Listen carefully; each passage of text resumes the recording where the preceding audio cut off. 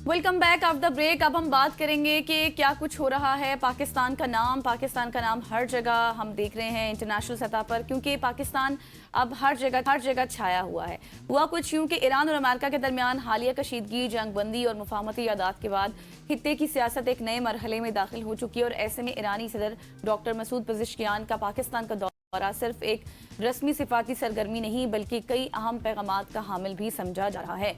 इस्लामाबाद में सदर मुमलिकत आसिफ अली सरदारी और वज़ीर आज़म शहबाज शरीफ और फील्ड मार्शल साहिब सईद आसिम मुनीर से मुलाकातों के दौरान दो तरफा ताल्लुकात, इलाकाई अमन, सिक्योरिटी ताउन और मुस्तकबिल के लाहे अमल पर तफसीली तबादला ख्याल किया गया।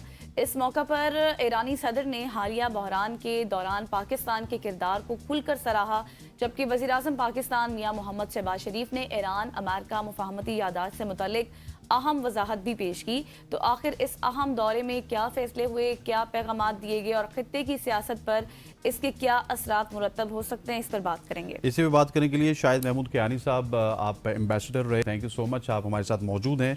शाहिद साहब, आपका एक वसी तजर्बा है इस फील्ड में, बताइएगा कितना सिग्निफिकेंट दौरा है ईरानी प्रेसिडेंट का, और इस जंग के बाद एक नई राहें खुल रही हैं ईरान और पाकिस्तान के रिश्तों को लेकर। पहले भी हम बड़े करीब थे, लेकिन अब जो कुर्बतें बढ़ रही हैं, जिस तरह के जेस्चर्स और जिस तरह से एयरपोर्ट पे जब इस्तकबाल किया गया, उसके बाद ईरानी प्रेसिडेंट का कंधे के ऊपर इस तरह से हाथ रखा हुआ था जिस तरह से वो बचपन के दोस्त हैं शहबाज शरीफ साहब के, ये क्या मैसेजेस थे और क्या मैसेजेस पूरी दुनिया में गए कल के दौरे से? Thank you very much for having me on your show. ये एक सिंबॉलिक विजिट थी और ये ग्लोबली रीजनली एक मैसेज था। वो मैं मैसेज बताता हूँ क्या है। मैसेज एक तो ये था ईरानी सदर का कि अब उनके ऊपर सैंक्शंस नहीं हैं। वो एक जिस तरह नॉर्मल जो मुल्क है उसके हेड ऑफ स्टेट हैं, और जहां वो जाना चाहते हैं, जहां उनकी इनकी फॉरेन पॉलिसी के नेशनल इंटरेस्ट जहां जो इम्पोर्टेंट है वहां वो जाएंगे। तो एक तो ये ग्लोबली मैसेज किया, स्पेशली यूनाइटेड स्टेट्स इसराइल को, कि जी हमने जो कुछ करना था मैदान जंग जो भी है, लेकिन मीडिएशन के बाद, एमओयू साइन होने के बाद, अब ये उनका पहला ये एक तो सिंबॉलिक चीज थी। दूसरा एक और मैसेज है रीजनली कंट्रीज में जो पाकिस्तान के ज़ाहिर हमदर्द नहीं है उनको, कि भाई ईरान के लिए सबसे अहम मुल्क वो पाकिस्तान है। बॉर्डर तो मिलते हैं, ज़ाहिर है सदरा से बॉर्डर तो पाकिस्तान का अफगानिस्तान इंडिया के साथ भी है, लेकिन ये मैसेज था, सिंबॉलिक वजह था, शुक्रिया अदा करने का पाकिस्तान का, कि पाकिस्तान एक वो ब्रिज बना, वो ट्रस्टवर्दी ब्रिज बना जिस पे ईरान जो है ट्रस्ट करता था और अमेरिका भी ट्रस्ट करता। वो दो ममालिक जो आपस में 40 साल से ना कभी उन्होंने बातचीत नहीं की, आज पाकिस्तान की अहमियत थी, पाकिस्तान की प्रोफेशनलिज्म, डिप्लोमेसी का, फॉरेन पॉलिसी की एक बड़ी ये एक इम्पोर्टेंस, ये एक कामयाबी थी। इन दो ममालिक को आपने एक कमरे में बैठाया और उनके जो आपस में डिफरेंसेस को रिड्यूस किया, यहाँ तक कि एक एमओयू साइन हो गया। तो ये बहुत बड़ी ये मैसेज था, ये ग्लोबली बिल्कुल रीजनली। सर।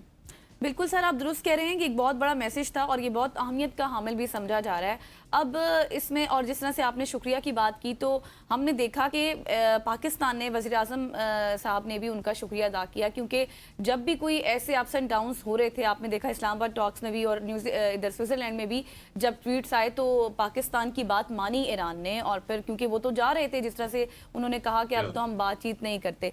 अच्छा सर, अब इसमें दो व्यू पॉइंट्स पाए जा रहे हैं। उसमें ये है कि एक तो एकदम से पाकिस्तान ने इन टॉक्स के बाद एक डिप्लोमेटिक मूव की है, ठीक है, और दूसरा ये भी है कि क्योंकि आपको पता है कि स्टेट के दौरे थोड़ा सा उसको एग्जीक्यूट करने में, आने में टाइम भी लगता है, क्योंकि ये टॉक्स के बाद हुए। दूसरा ये इसमें भी एक तासुर पाया जा रहा है कि शायद इससे दूसरे कंट्रीज पर कोई नेगेटिव इम्पैक्ट तो नहीं जाएगा, अमेरिका इससे नाराजगी का इजहार तो नहीं करेगा कि आपने एकदम से जो है विक्ट्री पॉइंट कहते हैं ना उसको, कि अपने आप को थोड़ा सा बढ़ा चढ़ा कर वो करना। नहीं, मेरा नहीं ख्याल जी। देखें, अगर आप सदर ट्रंप को देखें, उनकी बाद में प्रेस कॉन्फ्रेंस या ट्वीट्स जितनी भी थी, वो बाय एंड लार्ज पॉजिटिव थी। अभी उस दिन प्रेस कॉन्फ्रेंस में भी उनसे किसी ने पूछा कि इसराइल के वजीर आजम को आपने क्या कहा, तो बात सीधी सी है कि सदर ट्रंप ये समझते हैं कि उनकी फॉरेन पॉलिसी का एक ये महवर था कि जी ये वो एक पीस मेकर हैं।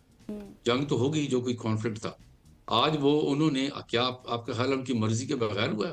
उनकी मर्जी थी तो वाइस प्रेसिडेंट को भेजा, बड़ी बड़ी जबरदस्त उनकी इंपॉर्टेंट टीम थी।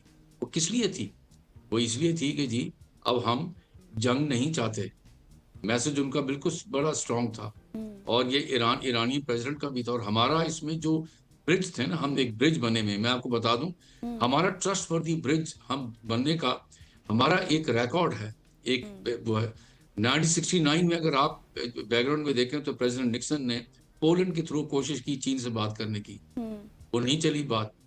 फिर पाकिस्तान बना trust for the bridge between United states and China, और कामयाब हुआ।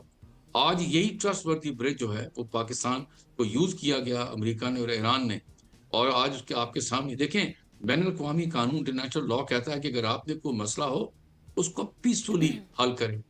तो पाकिस्तान ने तो बैनुल अक़वामी कानून के तहत ये काम किया। अब देखें ना, आपके दो ममालिक जो हैं यहाँ पर रीजनली, नाम लिए बगैर मत कह रहा हूँ, वो पाकिस्तान को बदनामी बाज बनाने के लगे हुए कि जी वो ये टेररिज्म करते हैं। भाई पाकिस्तान 1979 से लेके आज तक टेररिज्म का विक्टिम रहा है। हम तो जंग लड़ रहे हैं। ऐसे हम तो चाहते हैं, जो एक फॉरेन पॉलिसी की बुनियाद है, पीसफुल कोएग्जिस्टेंस, उसमें बिलीव करते हैं। आज हमने वो रोल अदा किया, बहुत इंपॉर्टेंट। उसमें वजीर आजम साहब भी हैं, डेप्यूटी प्राइम मिनिस्टर भी हैं, और चीफ ऑफ डिफेंस फोर्सेस हैं। तीनों ने कमाल का रोल अदा किया। बगैर आप देखें कि और उसकी सीक्रेसी रखी, ट्रस्ट मेंटेन किया, और इन ममालिक को लेकर गए कि हाँ। और आप देखें कि छोटी मोटी जो बातचीत, जो जहाँ मसले मसाइल होते रहे, वहां पर अपने एनवॉयस को भेजा। और आखिर में क्या हुआ कि आप देखें, ये जो भी स्विट्जरलैंड के अंदर हुआ, वहां पहले वो क्या नाम, साइन किया गया एग्रीमेंट। उसके बाद वहां पर स्विट्जरलैंड में ये लोगों को बिठाया, और इंश्योर किया कि कोई कोई कोई किसी किस्म की आपस में मसले मसाइल ना हो, और कामयाब हुआ। तो ये जो सदर साहब यहाँ आए हैं ईरान के, इसमें अमेरिका को कोई मसला मसाइल नहीं है। ठीक हो ये गया। चीजें ठीक हो गया। अच्छा, ये क्यानी साहब, मुझे ये बताइएगा कि आपने इसको क्लैरिफाई कर दिया इस पॉइंट को कि सदर ट्रंप को कोई प्रॉब्लम नहीं होगी, लेकिन इस दौरे के साथ क्या हम कमर्शियली या फिर इसको ऑयल की बुनियाद पे देखें, क्योंकि एक ऑयल प्रोड्यूसिंग कंट्री है ईरान, हम एक ऑयल की बहुत बड़ी मार्केट हैं, फिर गैस पाइपलाइन के हमारे उनके साथ मंसूबे हैं। सो बहुत सारी बातगश तो पाकिस्तान में ये भी हो रही थी कि हम मीडिएशन करवा लेते हैं, डिप्लोमेसी करवा लेते हैं, लेकिन हम उसको अपने इकोनॉमिक रिवाइवल के लिए इस्तेमाल नहीं करते हैं। और ये मीडिएशन के बाद क्या हम ईरान के साथ जो ताल्लुकात हैं उनको अपने इकोनॉमिक रिवाइवल के लिए इस्तेमाल कर सकते हैं? आपने बड़ा जबरदस्त सवाल किया, और मेरा भी ये है, बिल्कुल आपने ठीक सवाल किया कि आम आदमी या बिजनेसमैन पूछेगा जी कि मुझे क्या फायदा हुआ इससे। डिप्लोमेसी में कामयाबी का जब है कि जी इम्पैक्ट आम आदमी पे होना चाहिए, बिजनेस में होना चाहिए। उन्होंने ईरान पाकिस्तान पाइपलाइन बॉर्डर तक ले आए, बल्कि वो तो आपके खिलाफ केस किया हुआ उन्होंने। हाँ, तो आपने आगे कुछ नहीं किया। ये मैं आपको बताऊं कि अब ये टेस्ट है, और मैं आपको बता दूं कि ये टेस्ट में हम कामयाब होंगे, ईरान पाकिस्तान भी। देखें, वो हॉर्मुज स्ट्रेट तो खोल दिया, वहां पर आप शिप्स जानी शुरू हो गए। ये जो है, अब ये 60 दिन के अंदर ये छोटे मोटे सैंक्शन जो चीजें जो हैं बड़ी छोटी, ये डिस्कस होंगी। और मैं आज आपको बता दूं कि इसके अंदर पाकिस्तान को वेवर मिलेगा, और पाकिस्तान ये अपना पाइपलाइन कंप्लीट करेगा। दूसरा, जो बॉर्डर के ऊपर जो जो हमारे हम जरा थोड़े से शर्माते थे या कॉस्टस थे कि जी इनके साथ ट्रेड नहीं करनी बिकॉज सैंक्शन लगी हुई हैं। आज वो सारी सैंक्शन लिफ्ट होंगी। पहला ये सिंबॉलिक विजिट बताता है, दिखाता है कि इसके अंदर अमेरिका को कोई एतराज नहीं है, वेस्टर्न कंट्रीज को एतराज नहीं है, और ये कामयाब दौरा है। हम इसको इन लार्जर, जिस तरह आपने बड़ा अच्छा सवाल किया, लार्जर कॉन्टेक्स्ट में देखना चाहिए कि क्या बिजनेसेस को, आम आदमी को इससे फायदा पहुंचेगा, पहुंचना चाहिए। मैं तो समझता हूँ कि हुकूमत पाकिस्तान को इसके बाद डेलीगेशन आफ्टर डेलीगेशन भेजनी चाहिए बिजनेसेस की, और इसके, और ये ऑयल वाले जो मामला है उसका, ताकि हम इसको तेजी से आगे बढ़ाएं। और फिर ये अमेरिका और दूसरे मुल्कों को मैसेज भी जाना चाहिए कि हमने जी जो काम किया था उसमें हम कामयाब हुए हैं। हम कोई किसी किस्म की, हम तो पीसफुल कोएग्जिस्टेंस में बिलीव करते हैं। ये हमारा नेबर है।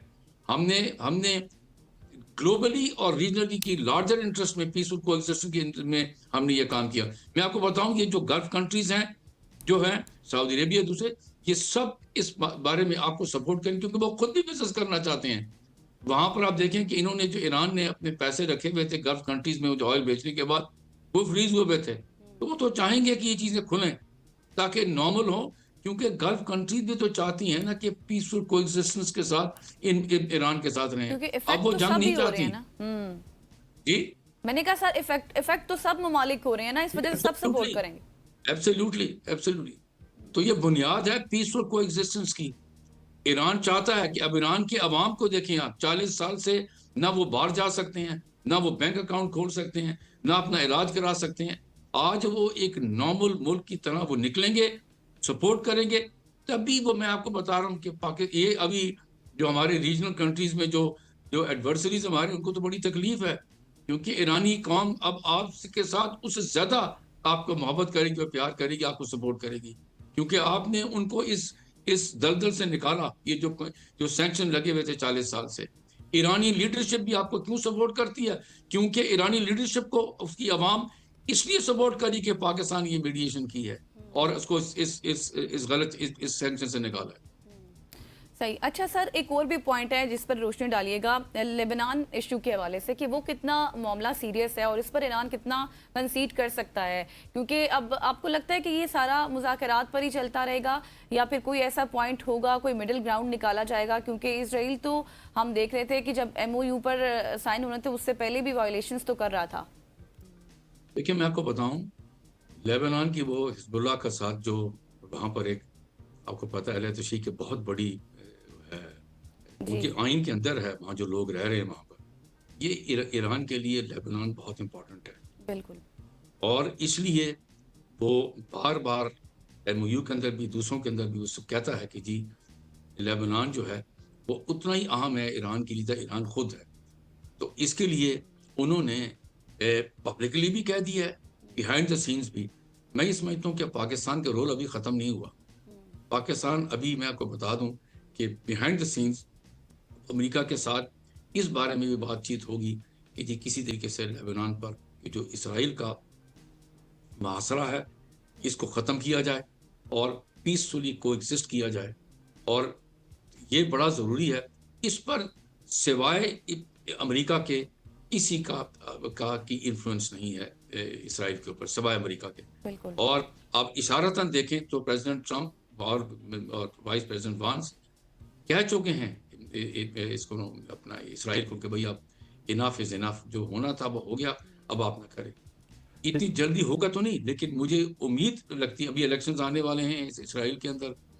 ये जो वजीर आजम इस वक्त है, मेरा तो नहीं ख्याल कि कोई इलेक्ट कर बिल्कुल, ऐसे कोई ऐसी होप नजर नहीं आती। अच्छा सर, जो बैलिस्टिक मिसाइल के हवाले से शहबाज शरीफ साहब ने बड़ी तफसील के साथ जवाब दिया, मैं भी सुन रहा था, तकरीबन 2-3 मिनट उन्होंने तफसील से जवाब दिया कि वो टेबल पे डिस्कस नहीं हुआ, मुज़ाकरात के टेबल पे बैलिस्टिक मिसाइल के हवाले से। तो ये एक्सप्लेनेशन, इसको आप किस तरह से समझते हैं? क्या ये देना जरूरी था?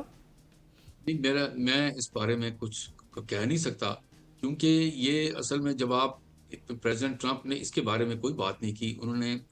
उनको तो सिर्फ है कि भाई ईरान जो इनरिच यूरेनियम है वो हवाले करे किसी। जहाँ तक बैलिस्टिक मिसाइल की बात है, वो ज़ाहिर इस कॉन्फ्लिक्ट में इस्तेमाल हुए थे। अब वो ये भी है, और ये मेरा समझता हूँ, मेरी अपनी ओपिनियन है, ये जो साथ ये असल में सबसे ज़्यादा तकलीफ इस बारे में इसराइल को है। इसराइल तो कहते हैं, इंग्लिश में कहते हैं डिफेंड कर दिया जाए, कि बिल्कुल कोई हथियार ईरान के पास हो ही ना अपने आप को डिफेंड करने के लिए। भाई ऐसा तो नहीं हो सकता, ऐसे तो हो ही नहीं सकता। लेकिन वो उन्होंने एक्सप्लेनेशन दी है, मैं इस बारे में कोई कहूँगा नहीं। मेरा ख्याल है कि ये चीज़ें, अब ये जो न्यूक्लियर है, दूसरा है, ये अभी ये जो 60 दिन अभी जो दिए गए बड़े क्रूशल हैं।